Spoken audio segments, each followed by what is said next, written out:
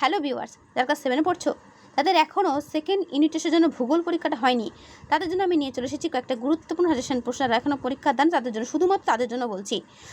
পরীক্ষা দিতে যাওয়ার আগে এই প্রশ্নগুলো অবশ্যই দেখেই যাদের ভূগোল পরীক্ষা আছে পরবর্তীতে। দেখো কী কী প্রশ্ন রয়েছে। বহুমুখী নদী পরিকল্পনার উদ্দেশ্যগুলো কী কী? গিরিখাত ক্যানিয়নে কাকে বলে, উদাহরণ দাও। পূর্ব আফ্রিকায় গ্রস্ত উপত্যকা সৃষ্টি হয়েছে কেন? মিশরকে নীল দান বলা হয় কেন? এগুলো প্রত্যেকটা ভালো করে দেখবে, ঠিক আছে?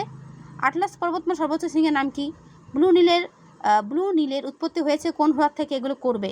যে নদীতে সারা বছর জল থাকে তাকে কি বলা হয়? ঠিক আছে। তাজমহল কোন শিলা দ্বারা তৈরি? এগুলো প্রত্যেকটা ভালো করে করবে, ওকে?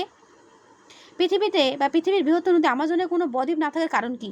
এই সমস্ত প্রশ্নের উত্তর সমেত আমি তোমাদের সাজেশনে ভিডিও করে দিয়েছি, উত্তর সমেত পাবে সেখানে।